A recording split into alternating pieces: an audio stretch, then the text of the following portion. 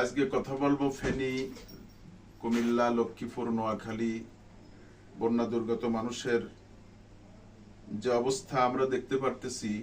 এই অবস্থার পরিপ্রেক্ষিতে আমরা দূরে থেকে দোয়া করা ছাড়া আর কোনো ব্যবস্থা দেখতেছি না। তারপরেও এলাকার যুবক ছেলেরা এবং ছাত্ররা মিলে একটা ত্রাণের ব্যবস্থা করতে যাচ্ছে। আমি ইনশাল্লাহ এই ত্রাণের যথেষ্ট পরিমাণে সহযোগিতা, দোয়া এবং আর্থিক সহযোগিতা করতেছি এবং আমার এলাকাবাসীর মানুষদেরকে আমিও দাওয়াত দিতেছি। এই অসহায় মানুষদের, আজকে যারা বন্যা দুর্গত এলাকায় বাড়িঘর ছেড়ে ছাদের পরে, গাছের পরে, রোড ঘাটে যেখানে আশ্রয় নিয়েছে, তাদের পাশে দাঁড়ানোর জন্য আমরা সকলেই চেষ্টা করব তাদের সহযোগিতা করার জন্য।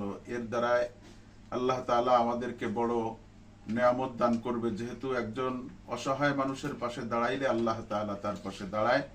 এজন্য সকলের কাছে দাবি রাখবো, যে যেমন পারি সাধ্য অনুযায়ী আমরা সকলেই সহযোগিতা করব। আল্লাহ, আপনারা যারা সহযোগিতা করতে চান সকল মানুষের জন্য আমরা একটা নাম্বার দিয়ে দিচ্ছি স্ক্রিনে। এই নাম্বারেই আপনারা আমাদের সহযোগিতা করলে আমরা এটা পেয়ে যাবো ইনশাআল্লাহ।